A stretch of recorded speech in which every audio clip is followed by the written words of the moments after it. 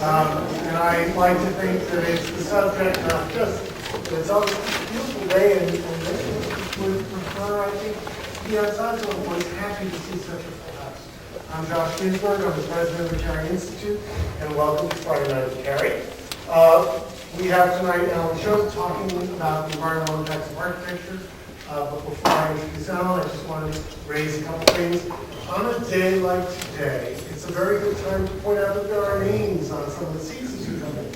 And I calculated that you can get 2 names for being an Allan Leopold Society member, and that's only $500 a year. And if you go to all 12 of the Friday nights, it's a bargain. And so I would urge you to think at times like this when we are in overflow about reserving your seat for the next Friday night at Cary, which will be a wonderful, wonderful lecture as well. It's being given by Dr. Annette Bonjour. Annette, for a very long time, was the head of the Rwanda Gorilla Project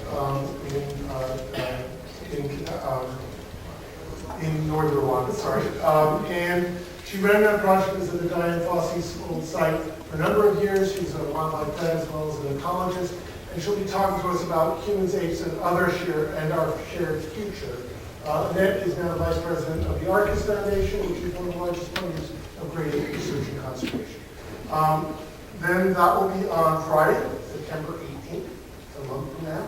And on Saturday the 26th, so a week later, our own Charlie Cannon will be leading a walk on the Hudson River Valley Ramble. So far as ecology walk, Charlie is a joy to go into the forest with because the man is more about not just the ecology of the forest, but the way in which historical impacts and land use 100 years ago or 200 years ago affects what you are seeing today in the forest. So I urge you to come on that and to go online and reserve. So tonight, Allan Shope, who is a distinguished architect and a local notable, and is somebody who is on the board of the Cary Institute, I've gotten to know quite well in the last year, is going to talk to us about the environmental impacts of architecture. Let me just say, having visited Allan's most recent creation, which is his own carbon neutral home, or zero carbon home, on the Hudson River, I think it's rare to find an architect who actually lives his mission and can help us live ours. Allan understands what it is to design buildings that are both beautiful, elegant, and useful, and energy efficient. And not just energy efficient, but environmentally efficient. So I will let him do the rest of the talking. Thank you for coming, Allan.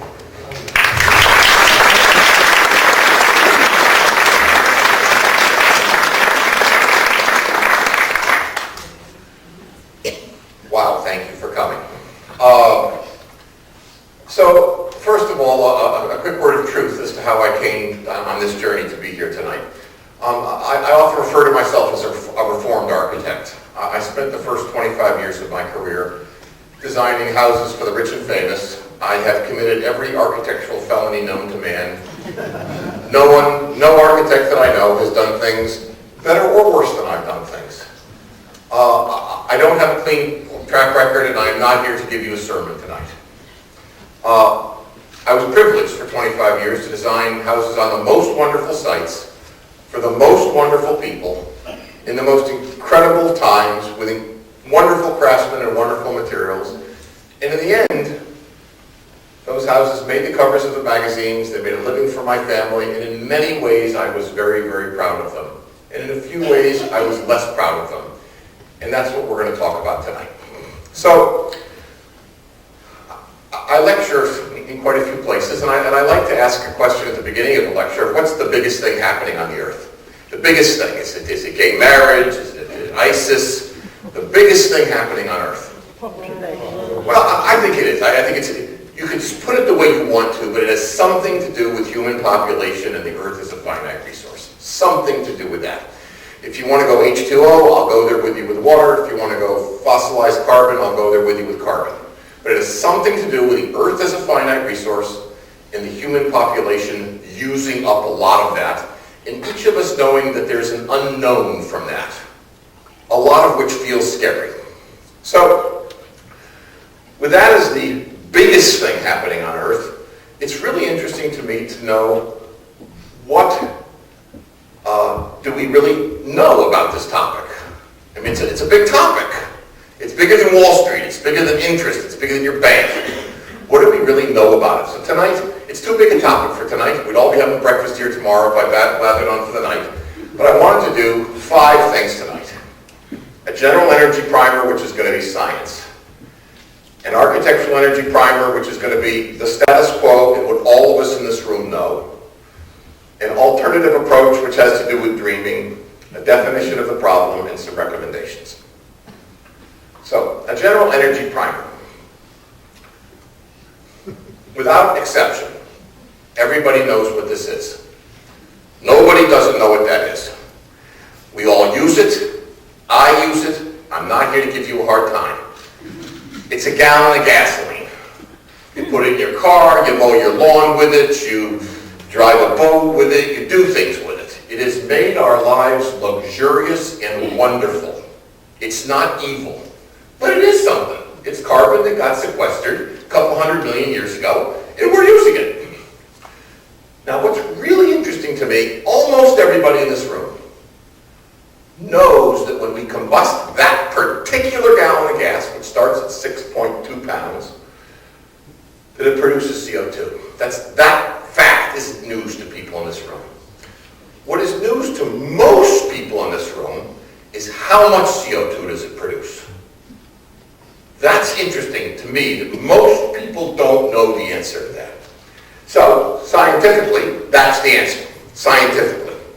Begins, depending on the octane of the gasoline, 5.9 pounds to 6.2 pounds is the range of weight.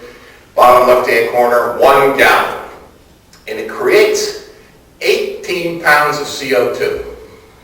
You burn it, and it makes 18 pounds of CO2.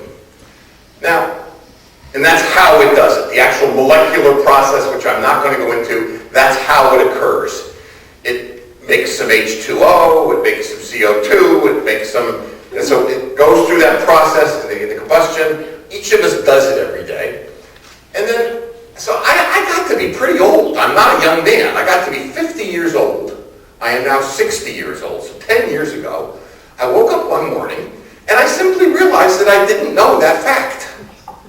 I was designing the finest buildings in the world on all continents, and I didn't know that fact, and neither did any of my friends. All smart, nice, caring people, every one of them. Not dummies, not evil. They didn't know that the gallon that they put in the lawnmower was making 18 pounds. So if you asked them, they were honest with you after a couple of glasses of wine, what did it feel like? Did it feel good? Did it feel bad? And the answer is it felt bad. No one wanted 18 pounds is the answer. No one. They wanted 2 pounds, they wanted 1 pound, they wanted 1 pound and 3/4. Nobody was voting for 18 pounds, and yet that was the scientific fact of the matter. So, just staying for a moment on an energy primer, because we all know what that is. We drive under that every day. Everybody knows what that is. That is a little piece of the national grid. That brings electricity to every one of our homes, including the lights above our heads right now. It's not an evil thing. It's just a fact of life. We all live with that. So, we also know that we live with this. So we live with both. Most of the country has a national grid which sticks up out of the ground. If everybody in this room had an opportunity to vote, would you like it to stick up out of the ground, or wouldn't you like it to stick up out of the ground? It'll be an easy vote. Nobody wants it to stick up out of the ground. So why does it stick up out of the ground, and why does it fall over? Well, it is a simple fact that power companies no longer make money on making energy. It's not how power companies make money. They make money on, they generate electricity to sell it, but they make money on maintaining the electrical grid. That's how major power companies make money today. So, I'm going to go back here a little bit. So, this was interesting to me. You know, again, it was 10 years ago, I'd sort of woken up to this epiphany, oh my God, 18 pounds, it's the end of the world. And I'm trying to learn more things about energy. Fine. So, electricity. We all use it. I use it every day. 39% of it comes from coal, 27% from natural gas. Those are both fossilized fuels that are being reintroduced to the atmosphere, sequestered a long time ago. Both of them have very, very, very inefficient combustion process, which we were just discussing a minute ago, both of them. And there's some renewables and there's some nuclear. Nuclear obviously being complicated. So that's how we produce it. Now, what was interesting to me was for every 1 kilowatt hour that anyone in this room uses, you have to make 3. So now think about the math of that. You're using coal or natural gas, you're burning a fossil fuel at a very inefficient ratio to make 1 kilowatt hour. But then, for every 1 you make, you need to make 3 because the line losses, the voltage losses in the national grid are 2/3. So 2/3 of every kilowatt hour made in this country is lost. 1 is used at a very inefficient ratio. Now, again, I do this thing, my family gets very tired of it, where I say, how does that feel? And that feels bad. That does not seem like a good thing, that we're producing 3 and using 1. Felt like a bad ratio. So, then I began to say to myself, all right, I'm an expert. Surely I would know quickly the answers to what these are. We all have heard of them. A BTU, a calorie, a joule, kilowatt hour, a ton of air conditioning. Most people in this room know that a BTU means British thermal unit. Very few people in this room knows that it's the amount of energy required to heat 1 pound of water by 1 degree Fahrenheit. 2-3%. A calorie, we all know they make us fat. Amount of energy required to heat 1 kilogram of water by 1 centigrade, very few people in this room could have quickly and casually recited that to me. We all knew in the 8th grade, we would not be getting good grades here, nor anyplace else. In this room, not good grades. A joule, amount of energy required to produce 1 watt of power for 1 second. No, you wouldn't have done well here. Kilowatt hour, amount of energy required to produce 1,000 watts of power for 1 hour. More people would have gotten that. More people. Ton of refrigeration. Everybody has met the guy who takes care of your house. Everybody's met him. You need 7 tons of air conditioning. You need 12 tons of air conditioning. Nobody knows how much that is. Can you put that in a quart? Does it fit in your car? How much is a ton of air conditioning? So, well, it's the heat of fusion absorbed by melting 1 ton, 2,000 pounds of pure ice in 24 hours. Nobody in this room knew that. Nobody. So, I think it's really interesting, personally, that at the heart of the biggest thing happening in the world is energy, and almost everybody knows it's important, and almost no one, including the graduating class at Harvard, knows anything about it. That's really interesting. The graduating class at Millbrook High this year does not know about energy. So that's interesting to me. All right. This is something that my wife thinks I know entirely too much about. I was seeking a common language. Because if I said to one person in the room, 2 tons of air conditioning, 125,000 BTUs, 8 million joules. Nothing. It meant nothing. And yet, I wanted to have something that I could talk to students that I was teaching, where they would just have at least a little bit of an understanding, some small understanding of the amount. Could I pick it up? Would it fit in the car? Could the dog jump over it? I mean, something that would allow them to understand it. So I'm going to tie it in tonight. Tonight we're going to have a new type of energy. We're not going to do kilowatt hours and joules and BTU. We're going to do cheeseburgers tonight. So, how much energy is in a cheeseburger? You know you can make a cheeseburger with 1,200 calories or 500 calories. We all know how to do it. I'm going 500 calories for the purpose of this lecture. You can make whatever size cheeseburger you want. How much is that? Well, first of all, I think it's important to know that 500 calories is operational energy. You eat it and you can use it. And this is very applicable to architecture. Operational energy. But how did the cheeseburger get there? A different type of energy.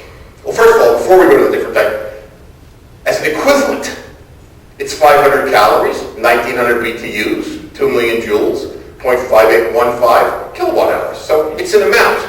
But if you stop and to think about it, you say, what do you understand that screen quickly and don't lie?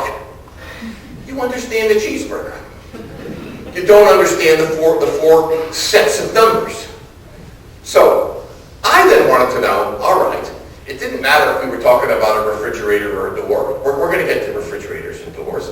But I wanted the people to understand, who were my friends and my clients, about energy. I wanted to understand it. So, how much energy did it take to make the cheeseburger? This is known as embodied energy in the architectural world. You know, you might pay $100 for the refrigerator, but where did it come from? What ship did it come from China on? How did they run the factory? How much pollution was there? How high did they have the air conditioning turned up in the factory? It took a lot of energy to make the refrigerator. It took a lot of energy to make the cheeseburger. You know, it involved a truck. Somebody had to raise a cow. There was a slaughterhouse and there was a butcher involved. There was cooking involved. Somebody had to make the cheese, grow the lettuce, make the bun. There was a lot of parts to it. Embodied energy. And here's something that is really interesting. The 500-calorie cheeseburger takes 3,344 calories to make. And this is about to become a very common theme in architecture.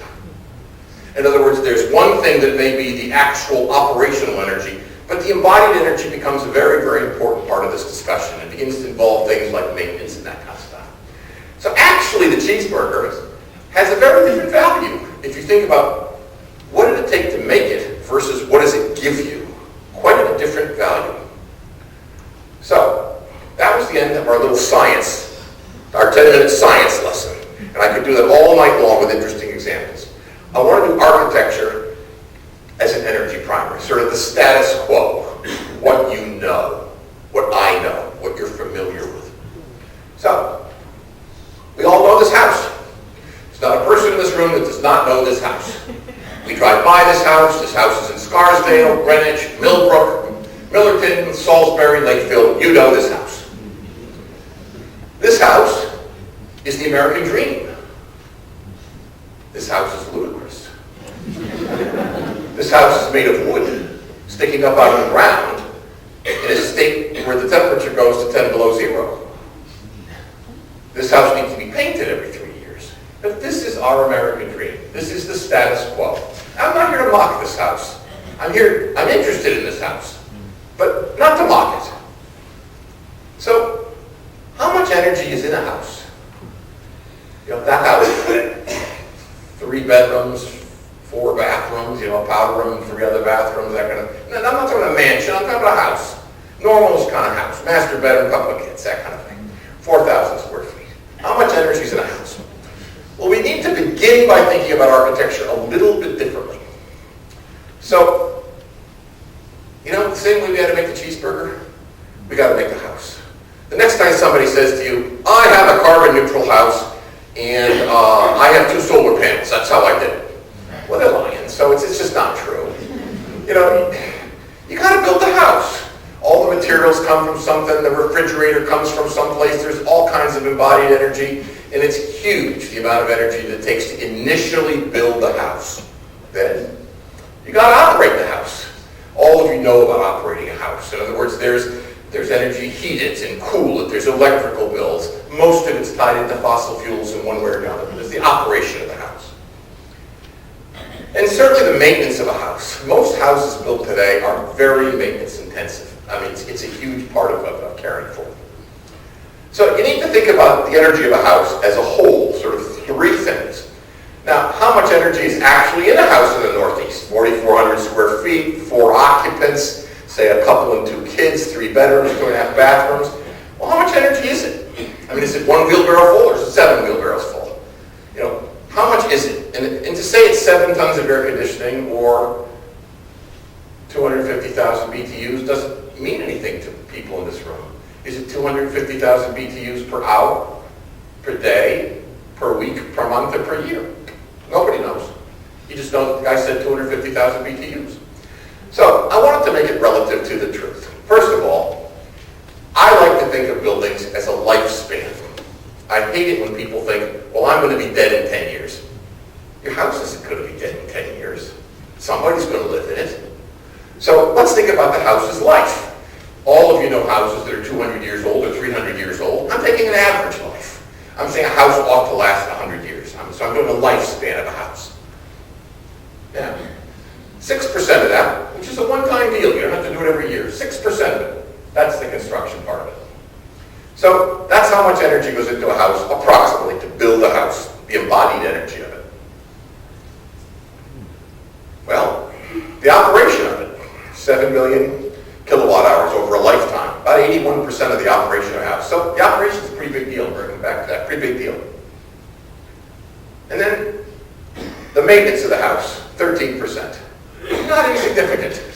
And maintenance is something that's relatively easy if you're thinking about carbon neutrality to reduce to zero. There's a lot of good possibilities of maintenance. So that's kind of the relative energy in a house. But again, I'm going kilowatt hours. So I'm interested in, all right, 8,820,000 kilowatt hours. That's nice. I know that a lot of that gets generated with fossil fuels. I know that's very inefficient. I know that in order to use 8 million kilowatt hours, that we had to generate 24 million kilowatt hours, remember the 3 times thing, to the grid. And I know that that feels bad. So that's 1,960,000 cheeseburgers. Now, I say to myself, okay, I didn't really know 10 years ago whether or not 8 million was good or bad. I didn't really know. I can tell you that 1,960,000 cheeseburgers feels like too many. It doesn't feel like the right number. So, seems to me adjustments need to get made to that number. So, then I was very interested, if you do the 2/3 waste for the grid, it's actually 5,880,000 cheeseburgers. And the problem even seems more germane and more important that we're doing this the wrong way for the lifetime of the house. So, I began to say, if this was a model of a 4,400 square foot house, just generic, well, most people don't know how much renewable energy would be required to fix that. So I thought I would be interested to share that with people. 256 kilowatts a day. And it's 284 photovoltaic panels. So if you just said, okay, we don't want to go to the grid, we don't want to do this anymore with the 2/3 waste, we don't want to use the fossil fuels, we want to go renewable, money wasn't the discussion, that's how big a yard you need to do that house. That's how much it would take. Then I began to just try to understand quickly a few daily things about architecture, just daily stuff. You know, 100-watt light bulb, we all have one. Some of us have changed half of them to LEDs. There aren't many houses where they changed every single light bulb. But, you know, people are making an effort. But this is something people are still pretty familiar with. Well, 100-watt light bulb. 146 kilowatt hours per year to operate that 4 hours a day. Remember, we got to make 3 times that many. 11.8 gallons of gasoline a year, times 6 pounds, times 18 pounds CO2. Ouch. 1 light bulb. Painful. 231 pounds of CO2 a year. So, painful. 1 light bulb. 10.5 metric tons of CO2 over a 100-year lifetime. A single life. It seems to get meaningful now. If you have to say 100 lights in a house, it starts to get meaningful in terms of tons. Ouch. And there's that many cheeseburgers for 1 light bulb per year. So if you begin to kind of add my energy factor with others, so that many cheeseburgers every year, 1 light incandescent. Now what was interesting to me is, you know, no one wants a sermon. You didn't come here for a sermon tonight. You came here for information. And so what's the difference? Well, that light bulb is 6 cheeseburgers every year. So we went from that to this in a single, relatively small step. And it was a big difference over the lifetime of a house. It was a big improvement, and yet it was a little improvement. It was a small thing. Nobody was bleeding. There wasn't mayhem. There wasn't warfare. It was a relatively little thing that a reasonably sensitive, smart human being said, I'm going to do this in small steps. I'm not going to wreck my life. I'm going to just do 1 little thing tomorrow. Just 1 small thing. So, most people don't know. You know, a lot of people think, oh my God, it's like some sort of a crime being committed. It's not. You just don't know. Most people don't know how much energy goes into things. So, a pool in Millbrook, New York, not heated to 200 degrees. A pool in Millbrook, New York heated to, say, 75 degrees. Not that hot. And closed up during the wintertime. You know, 10,000 kilowatts a year. That's a lot of energy for 1 swimming pool. Not that big a pool, 20 by 40. 5,800 cheeseburgers a year for that swimming pool. That's a lot of cheeseburgers. That's a big, serious thing with all kind of good options for solar for this. You know, little things in your house. I just had no idea. Most of us have cable TV, most. Most of us have a little DVR box on top of our refrigerator. Very few people know that that little DVR box, that little tiny thing, gives off heat all day long. And that uses 446 kilowatt hours a year of electricity, which is as much as a large refrigerator. That funny little box. And many people, just not being aware of this, have a half a dozen of them in their house. There's a TV in the kids' bedroom, there's one in the family room, there's one in the study. And so it's like 5 or 6 refrigerators going on. It wasn't that these people are bad. They just didn't know it was like 5 or 6 refrigerators. They weren't aware of it. So I began to kind of take houses apart a little bit and try to just understand it on my terms, which was the cheeseburger terms. You know, clothes dryer.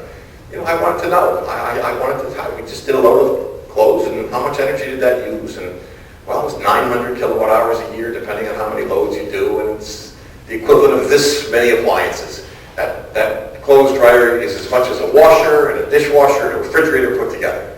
So I was trying to have a little bit of an understanding of the relative magnitude of given appliances. So this was very interesting to me. In 1978, the pie chart on the left represented all the residential energy usage for this whole country, all of it.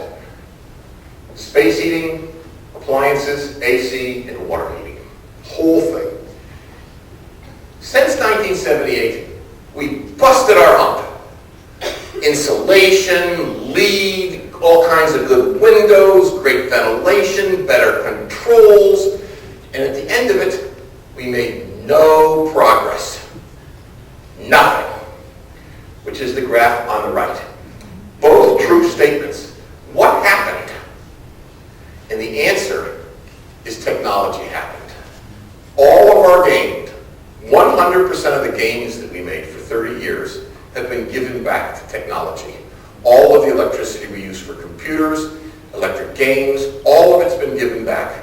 So the net energy usage in this country has remained absolutely constant, despite all of the improvements that we've made. Okay, an alternative approach. I am a really optimistic, nice guy. I oftentimes say to people, I'm one of the nicest people I know. I don't go down in the dumps very easily. I don't mope around and think, oh my gosh, it's the end of the world. Look how much energy the refrigerator just used. We have to go and sit in a mop. No, it's not me. I like doing things differently. And I knew very well, people don't have to say it to me, that I've done a lot of beautiful buildings in my life, but a lot of them hadn't cared very much about energy, and there we were. So I just wanted to make a new career 10 years ago, and I began doing it. I brought you one example of one building tonight, and that's all. So I'm going to show you one building. Just an alternative approach. The purpose of this is not to tell you the right way to build a house. Absolutely not. I wanted to share with you, if you thought about a house differently. You know, we're all used to thinking about a rectangular floor plan, a wooden building sticking up out of the ground, a roof on top of it, a chimney on the side of it or in the middle of it. We're used to thinking about houses that way. But what if we just chilled for a moment and didn't? We're among friends, let's just go easy tonight, and let's have a little dreaming together. Just a little bit, won't hurt. So, most houses in America are built on 2 guiding design principles. This will sound silly, but it is absolutely true. What do I want? And what can I afford? I did this for 25 years. These are the 2 guiding design principles that make most houses in America be what they are. They are not evil, it's just true. But I was interested that created this. And you would then say to me, well, that's lovely, Alan, let's go home and forget it. So fine, you know, it is lovely, it's nice, and so we're back to the American dream.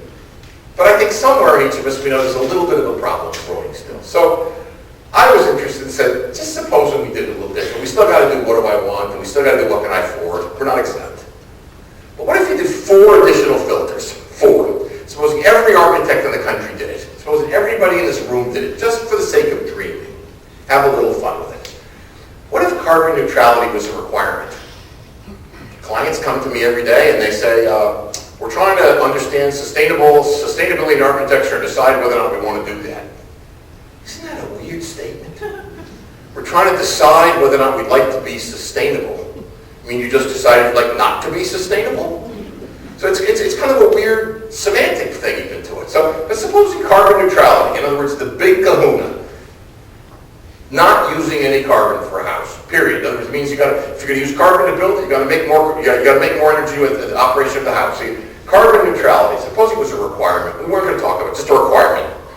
You know that's going to make some big things happen. Supposing use of local vernacular materials was a requirement. We live in a global economy. Everything kind of looks the same in Shanghai as it does here. So supposing use of local vernacular materials was a requirement, how would that change architecture? Supposing architecture design was focused on environmental health, not on people. You're part of environmental health. And just supposing as big a deal in your house was, say, the brown-nosed bat, as well as your kid. We're going to do both. Supposing the monarch butterfly was as big a deal as, say, your dog. What if the little bird outside was as important as you? Just how would it change architecture? Would that be a good thing or a bad thing? A little less anthropocentric. And supposing architectural inspiration was a reflection of our humanity rather than history. I know everybody loves history, and I get run out of rooms quickly on this statement. But just supposing I said to everybody in the room that you're all capable of being awed by a sunrise or a sunset or a big sky in Montana. These are very architectural things that involve scale and proportion and lightness and darkness. Supposing we set up a different thing rather than say Georgian style. Supposing we took the stuff that could awe you and decided that will be the palette for just a moment that we'll build a house together. Supposing these four things. Well, it's going to change the discussion. Carbon neutrality is going to make a different shaped building. That building's not going to stick up out of the ground. It's going in the ground before it's over. It's going to need the earth to be able to buffer it and care about it in order to be able to begin to approach the numbers to be carbon neutral. Local materials. Everybody here, we all grew up together. Floors, they're flat and they're straight. Why are they flat and straight? Why? Because you wanted them to be flat and straight? Your grandfather made them flat and straight? Supposing you took a local material, like a local tree from Millbrook, and you didn't cut it flat and straight, you made it so it wasn't flat and straight. Supposing it became a path. Supposing it became an allusion to life and took you through the house. Supposing your feet could memorize where you were in that house. Would that be an interesting dream? Would that be something different that would be kind of exciting with a local material? Just supposing we were doing the environmental care. Everybody seems to think normal things like you build a window with clear glass. Why do you build a window with clear glass? Why? Just because your neighbor has one? You think glass should be clear? So there's companies that make glass, the piece of glass, that you see kind of a very faint web on it. That's an ultraviolet web etched into that glass, and it prevents 100% of the bird strikes on a house. No birds hit that glass. None. Really interesting product. Why couldn't we make a list of 100 things like that were a little more environmentally caring for a house? How would architecture change if we began to do that? And then finally, we're all used to like 6/6 windows or 12/12 windows, what have you. But if we were allowed to let architecture inspire us and we were to kind of take our aesthetic cues more from our soul and less from the history books, how would that begin to change the nature of what's being produced? How would it look different? So, I brought you one example. What if we didn't think about houses as rectangular or square? Supposing we thought about them as triangles and put the triangles into the ground with a hypotenuse exposed to the air. Just supposing. And supposing we made those and we covered them with 5 feet of earth on the earth, so they were actually buried, truly buried. I said I was going to do this for a house for my wife and my kids. All of my friends called, the end of the world, it's going to be very expensive, Alan, you're going to have to get divorced, Julie doesn't want to live like a groundhog, it's going to be awful, it's going to be just terrible, so fine. I knew that the house would begin to generate a different aesthetic. It's just different. I'm not sure it would be good or bad, but different. I was comfortable with that. I was willing to go with that and have a little confidence. So, it did generate a different aesthetic. I mean, this is the house. You're looking at the house. It's got 5 feet of earth on the roof. It is a beautiful view with one side of the house exposed to the view and the rest of it underneath a big dirt mat. It begins to deal with topics that we were just talking about. know, why would you do a wood house and paint it if you didn't have to? Supposing this was 30% more money for the siding to do a copper house, but you never had to paint it for the lifetime of the house. When does that pay back? 6 years that pays back, 2 paintings that pays back, and the rest of it's free for the rest of the life of the house. This is a far less expensive solution as a life cycle cost. The exposed side of the house, I think it's great fun to have some interesting textures and begin to think of siding as kind of a warp and a weft and an interesting reflection and big granite monoliths from the site kind of leading down to a river, kind of path of life. This is the bird glass. Nobody's suffering in this house. Just no birds are hitting it. I'm a falconer actually, and so we fly birds all the time around our house, and they don't hit this. And neither do the chickadees, the finches, or anybody else. It's great. It wasn't hard. It wasn't painful. It's easy. We took 80 black walnut trees to make this house out of thousands of them on the property. And we cut up the 80 black walnut trees and we made everything out of it. We just said, okay, we'll take a local vernacular material. In this case, it was local black walnut. We'll make the cabinets, the doors, the columns, the chairs, the tables, the exterior doors, all the parts of the house we'll make out of these 80 black walnut trees, and it will be as though we've given those trees from this site a second life, and that seemed like an interesting thing.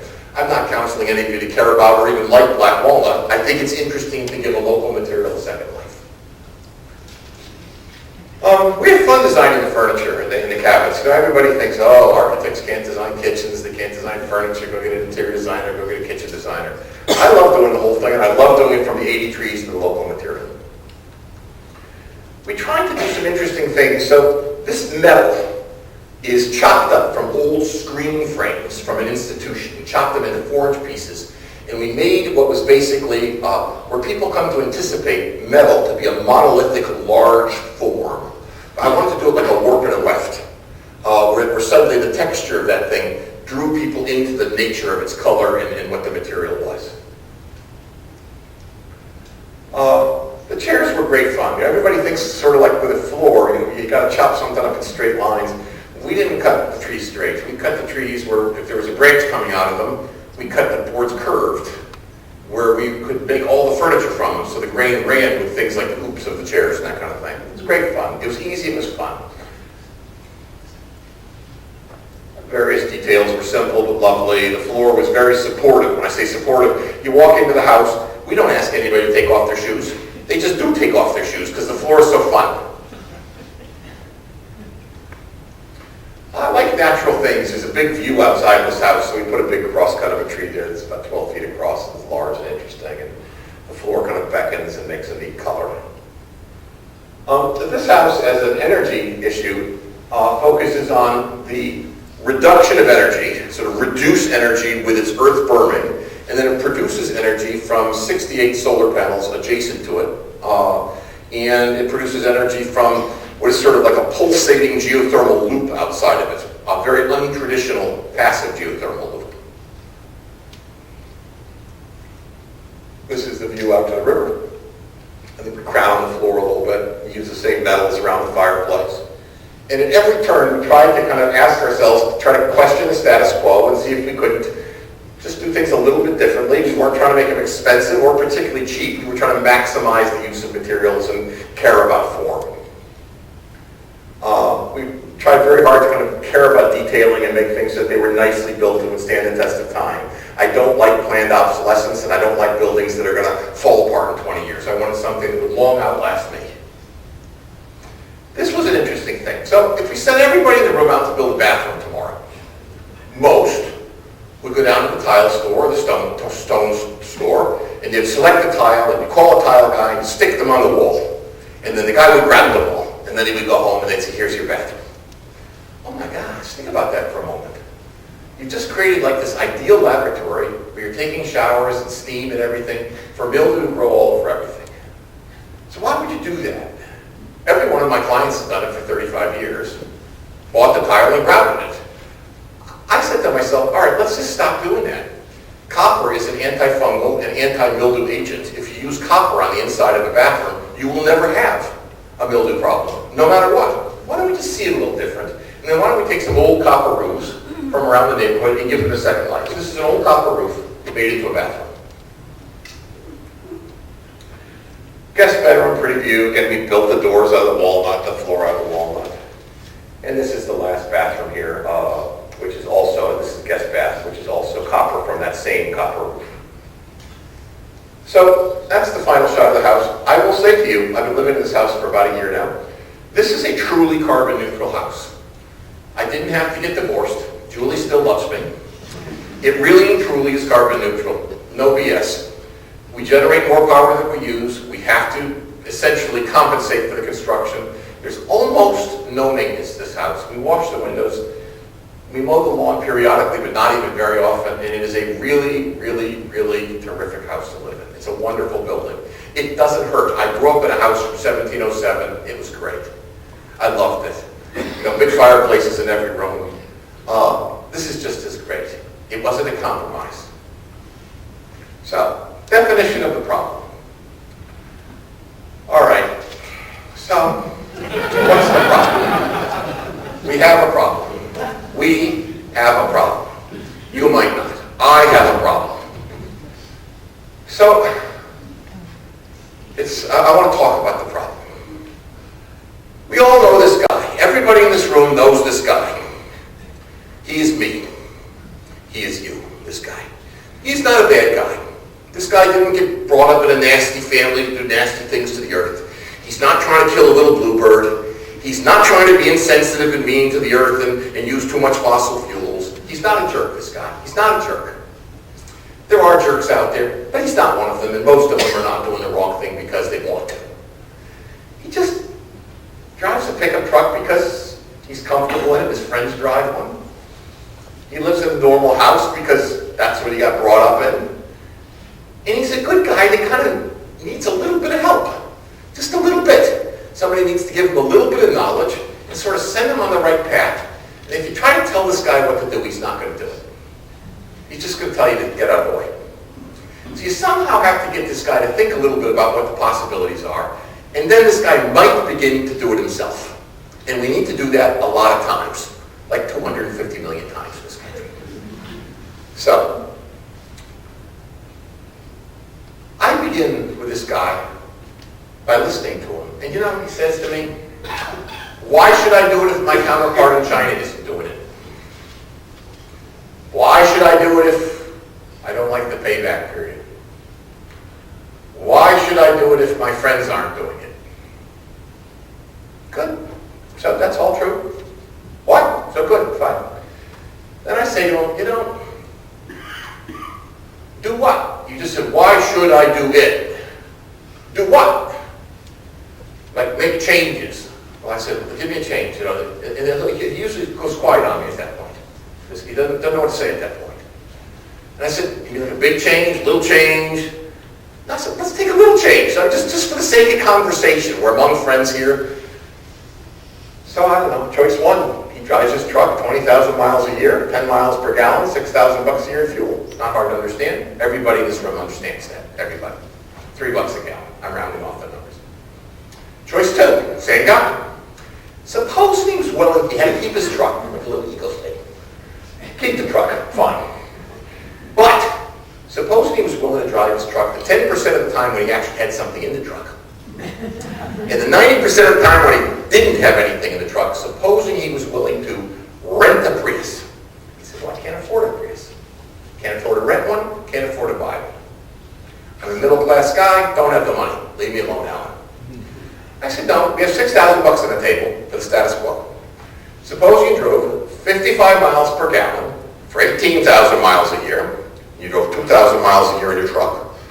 You had $3,600 annually for the lease, $600 for the fuel for the truck for your 2,000 miles, $5,182 a year total, and you had $1,818 a year savings. So, it's not important, the exact numbers. It wasn't important.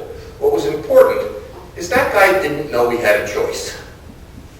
I'm not going to give him a hard time about his truck. It's not why I'm here. You want to have a truck, have a truck. I want the guy to have a choice. I don't want him to not have a truck. I want him to have a choice. And I want him to understand that he has choices. So, I don't know, this is a different person. This could just as well be my daughter who's here tonight. I want to make a difference and I'm willing to try. You know, there's a few people out there who say that to me. It's not, what's the payback period, or I don't want to do it because China's not doing it. So what does that person need? Exactly the same thing as the guy in the pickup truck. They need some knowledge, some facts, and a little bit of guidance as to what is the possibilities. Okay, so I want to make some. First of all, I know everybody here is expecting me to say, buy an Energy Star appliance, change your light bulbs tomorrow morning, call me at the end of the afternoon, tell me it's done, and we're good, we're all square. That's not why I'm here tonight. I really want the guy in the truck, and I wish you would think about this differently. I don't have a recommendation for you about a specific thing. I just wish you'd think about it differently. So we all grew up here, New York State, I don't know, Connecticut, Vermont, whatever. We thought about like, okay, what's the status quo? Beautiful covered bridge. And you build this building, and at the end of building that building, which our forefathers built, the building is in its finest condition, its strongest, its best condition on that day. And everything after that goes downhill. That's something we all know. But do we really know that? Supposing we thought about buildings a little differently, just a little bit differently. Supposing that covered bridge was this. Now that bridge, of which there are thousands of these, not in New York State, begins its life relatively weak, at about 100 pounds a square foot structural capacity. It's made from living vines. And that bridge gets stronger and stronger and stronger until it reaches its maximum structural capacity 500 years after it's built, and then it stays at that structural capacity indefinitely. That's a really interesting way to think of something. Supposing you began to apply that to a house, where a house would begin to, say, get a patina rather than need to be repainted. How do you begin to, where mechanical systems would address certain things differently? You know, so the first thing I recommend to people, to the guy in the pickup truck and the young woman next to the car, is try to see things different. Question the status quo. At every turn, question it and ask yourself, is there a different way to do that? You come up with the most interesting answers. You know, you go from doing this, which we all know, to doing this. You know, they're both siding on houses. Each of those slides, they're siding on houses. One of them gets better and better. One of them gets worse and worse. It's a different way of seeing the status quo. So, two, my second recommendation is learn. I can't teach you this tonight. It's just too much stuff. I can't do it. I'm trying to share a few ideas as to how to see this. But I go around all day long just trying to learn stupid little things. The internet is an equalizer. It's great. It's just great. You know, I'll get up in the morning, Julie will be making a pot of coffee, and I'll say, how much energy is it to make a pot of coffee? So I'll go learn that tomorrow morning. I'll just learn it. And I'm interested to know that. So, and I'll try to learn some new little thing every day. On the topic of learning, if you discipline yourself to do it, it's really, really fun. You know, you come across things that you just had no idea. Like, I was going along, and this is a local barn. It's Columbia County, but regional, you know, this area. And you've all passed this barn 1,000 times. You know this barn from many, many different sites. It's a bank barn, a classic New York bank barn. And you know the hay goes at the top, and you know the animals go on the bottom, because everybody knows that. Okay. What you might not know on an energy level, this is where learning new things every day about energy is really fun, is if you walk into the downstairs of this barn, there's always, if it hasn't been messed up from its original condition, the animal stalls are always on the left and the right. And in the middle, on the back wall, there's always a bunch of folding shelves. When I was a kid, I always thought those were like apples, carrots, potatoes. They're not. If you read 19th century literature, those shelves are for people. No joke. They're for people. If you lived, not in the 1800s necessarily, in the 1700s, where all houses on the coldest nights were fed with fires, the question is, who's staying up all night long to feed the fire? Are you doing it? Somebody's going to be pretty grumpy in the morning. Or the house is going to be very, very cold in the morning. One or the other. And on the coldest nights, people went out to their bank barns and they slept with the animals, not in the hay, not in the feces, but in the room with the animals. And it was a below-grade room, and it was warm, and it was comfortable, and there was no combustion. What a great little thing to learn. It's a pre-fossil fuel. That's a neat way to see a building.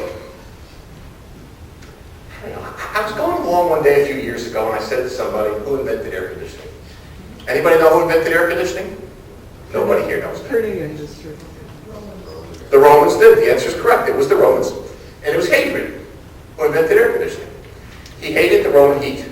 He had a bunch of slaves go out behind his bedroom, dig a trough, 10 feet wide, 10 feet deep, 400 feet up the hill. They put a big clay pipe in it. They put a little lid on top of it. They knew that hot air rises and cool air falls. So the pipe was steep enough that the cool air would fall, but it fell right on top of his bedroom. They had a little condensate drain in the bottom of it so the water goes out and he doesn't get wet. He wakes up in the morning, nobody gets their head chopped off, everybody happy. Share. It is so easy to share. I don't know, if you were to discipline yourself even to learn something new about energy once a week and you're just willing to share it, it's so easy. I have an offer to all of you tonight. I will share with you. Send me an email this week. Just say, I'd like you to share energy facts with me. I got a whole thing about energy facts that I send out to people. I'll share them with you. You don't have to do a lot of work. I'll send you one once a week. They're a lot of fun. It's our problem, act. So, we got to take some action. You don't have to do this. You don't have to. I mean, we can do lots of things. There's hundreds and hundreds of options. But we got to do something. In other words, not doing anything is not a good idea. Climate change is a topic of such vast magnitude that it is easy to conclude that individual actions can't make a difference. You have no idea how much people tell me this. But you also know that it's an unsatisfactory answer. It just doesn't work as an answer. I don't want to tell anybody what to do. There's lots of easy things to start with. I mean, LED lighting, adjusting your driving habits, on-site photovoltaic electrical generation. By the way, great new battery systems coming out next month. Appliance efficiency, use of local materials, not being driven and shipped all over the world, understanding of life cycle costs. And my list goes on for hundreds of items. Email me, I'll share it with you. There's lots of good things, from very simple and very small to very meaningful, I mean, to sort of huge in your life, in your friends' lives. So, this is the second to last slide. Don't anybody give up here. I'm a falconer, and I was out with my wife in the woods with a bird, and we were hunting for squirrels, and we were up in upstate New York, and just by accident we came across this barn. So, this is like a little epiphany for me. The barn had nothing to do with energy. Nothing. I put it in the slideshow because the barn taught me something. I stood there a few years ago looking at this barn, and it taught me that somebody a long time ago, who I didn't know, and I will never know that individual's name, made an effort to do something that was a gift to the future. I happened, by happenstance, to be the recipient of that gift. He didn't mean it for me. I just happened to be standing there, and my day was enriched because of something that person did. My day was enriched, and I was grateful for that moment of effort that that person put into this foundation. I think the concept, we've kind of gotten wrapped up in a world where it's about us, it's about me. But the concept of making a gift to the future is actually kind of giant. And it is kind of at the heart of this discussion. So I have one final slide. This slide is in Millbrook, New York. Most of you haven't seen this. Some of you may have, but this is Millbrook, New York. And this was a gift to the future. This slide is at the Millbrook School, whose trustees made a decision to basically go off-grid and to make a photovoltaic system that would produce all of the energy for the whole school for the next 25 years. So that's what they decided to do. They didn't want to do the 2/3 waste anymore, the line voltage. They didn't want to burn the fossil fuels. And I sat there looking at this one day, just staring at it. I was by myself and I'm looking at it. And you know, it didn't seem to me that it was the carbon that was the gift. It didn't seem to me that it was the CO2, the saved CO2. That didn't feel like a gift to me. It didn't feel the money was the gift. In other words, they were able to do this without spending any more money than they were already spending on electricity. They didn't do it to save money, but they didn't spend any money to do it. They financed it, they did it. They paid the same amount as their electrical bill used to be. It seemed to me that the gift was that now we're graduating kids for the next 25 years that knew they could do that. The status quo for that group of kids changed. And that seemed to me to be, somebody questioned the status quo, and the status quo changed. And was a new status quo, which seemed like the gift to the future. My parting comments for tonight, and I will take some questions, are we at the Carey Institute are trying to do that next year on this property.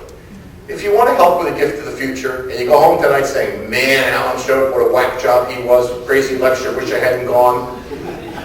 Still, call Josh Ginsburg tomorrow, Monday, whatever, call him, and tell him you want to help with a gift to the future, this kind of thing. Tell him you want to help. There's a lot of ways to make a gift to the future, a lot of ways, but we all got to do it together. Thank you very much.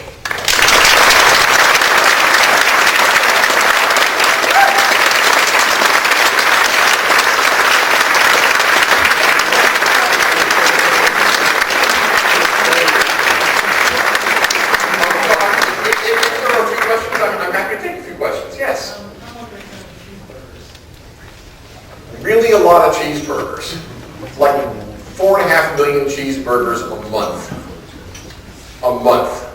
So a lot of cheeseburgers. That's a big, serious photovoltaic array. So it was huge what they did. When should you do this lecture again so more people can hear it? I would be happy to do it again if you'd like it. That's a nice thing to suggest. Thank you very much. Other questions? Yes. Yes. Most geothermal systems in residential architecture today are operated with electricity and compression.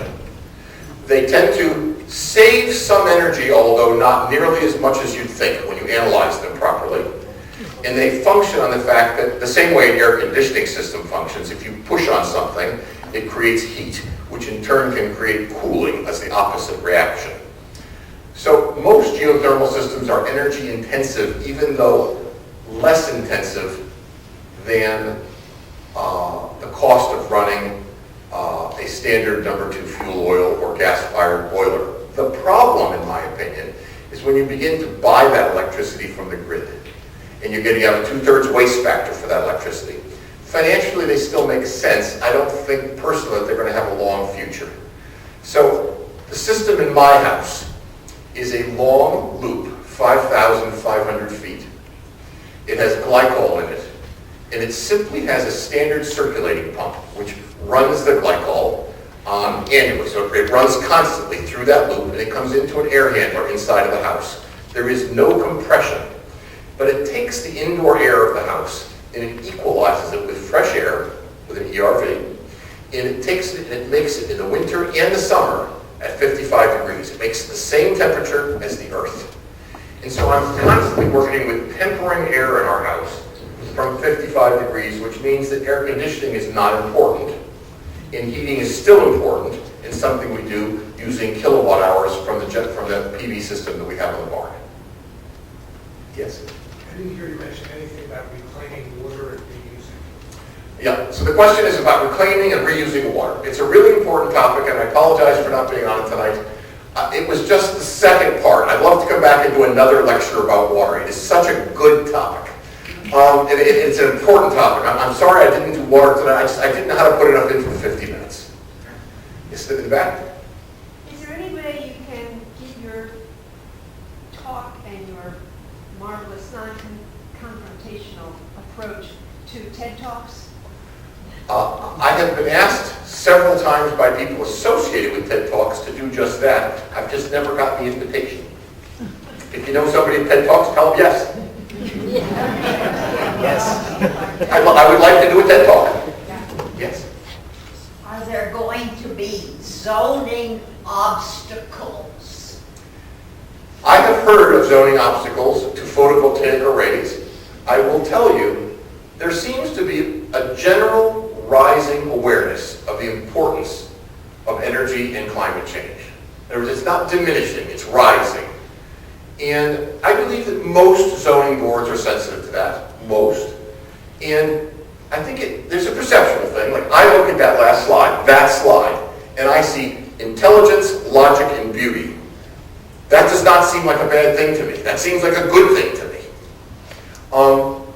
I will will tell you that the Millbrook School, in going through zoning in Washington, was asked to notify various neighbors, get their thoughts on it, and there was not a problem with doing this. That was not a fight. All the way back down.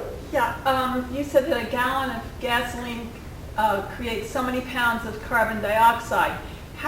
What is the volume? How much volume would weigh a pound of carbon dioxide? I don't understand. I mean, you have to have a huge volume to weigh a pound of air, basically. That's a hard question to answer here. You're correct, because the reason I say that, it goes into a gaseous state, and you're dealing with parts per million as measured. So someone like 350.org measures parts per million of carbon dioxide in the atmosphere. It's not quite as simple as it's a block or a ton floating around as a block. It's fully dispersed throughout the atmosphere, or primarily dispersed throughout the atmosphere. And I will just tell you, I thank you for the question, because I don't actually know. If you were to condense carbon dioxide to a specific density, how big a ton of it is. I don't know the answer, but I'll find that out tomorrow. But I don't know the X and Y dimension of that ton. All the way in the back row? Your email address. My email address, well, I'll just say this. Search Allan Shope Architect tomorrow, and my email address and my website will come up. Just Allan Shope Architect. I'm easy to reach. And if you simply send me an email, just a simple email that says, "Hi, could you put me on your energy information list?" I'll start sending you fun stuff. And if you don't like it, just send me an email and I'll stop sending it to you. Yeah. What did you use for roofing? Solar gain in your design, and how the passive, with that new glass that you're talking about, how the passive solar comes through that glass. Yeah. So there is absolutely no diminishing of solar gain through Ornolux glass with the ultraviolet wetness. In other words, it does not diminish solar gain. The solar gain for the house that I just showed you, for that design, is critically important. We reduced the need for heat in that house by virtue of its earth berming and its sod roof and how entrenched in the earth it is. We reduced the need for it, but a great deal of what is left, more than half is what is left, comes into the house and is absorbed by the house. The walls of that house are made of concrete, reinforced concrete, and they absorb an enormous amount of heat at the end of the day and retain that heat during the night. So in the winter time, the construction and orientation of those windows is absolutely critical. So what about the floor? So the question is, what about the flooring? I will tell you that the flooring was a compromise. I live in a house, or I have lived in a house in Amelia, New York, that had a concrete floor, and it was more ideal, sort of like a trauma wall. It was more ideal for storing BTUs. The wood is less ideal, so we store it in different ways. But if you were doing a calculation on per pound or per cubic foot of density, a concrete floor or a stone floor would be a better choice. There were other factors that went into that wood floor. Why don't we take one more, then we'll stop. Yeah.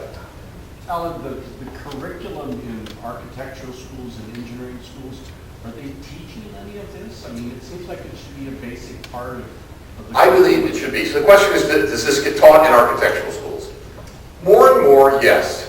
But I will tell you that the American Green Building Council, which is a good group, not a bad group, it's the group that started LEED and gives LEED ratings to things, tend to control most of the curriculum in most of the major architectural schools in America today.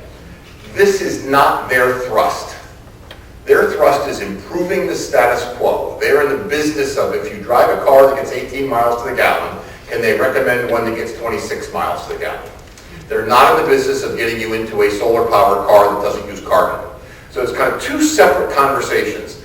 I teach various courses up at Harvard University, and will tell you that there is very little general support for carbon neutrality. There seems to be, for the most part, a great commitment to doing things in normalish ways and a willingness to improve them. The very idea that we would say write a building code that would be carbon neutral, most architects in this country would object to that. Thank you very much.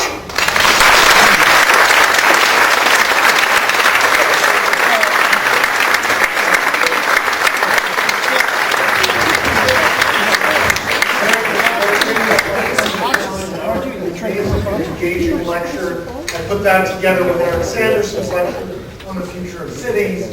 And I think what it shows is there are visionaries amongst us. And these visionaries are very important because they show what's possible. I'd like to thank Allan for that floor, is having walked barefoot on it. It's a good compromise. And I'm glad to see that there is an artistic and intellectual compromise, and that you don't have to be absolutist. I'd like to thank our Alvin Leopold Society members for giving us the funds that allow us to do these lectures. And I'd like to thank you all for coming, and look forward to seeing you on September 18th at 7 p.m. for Annette Longe's talk on the human face in our shared future. Come back soon.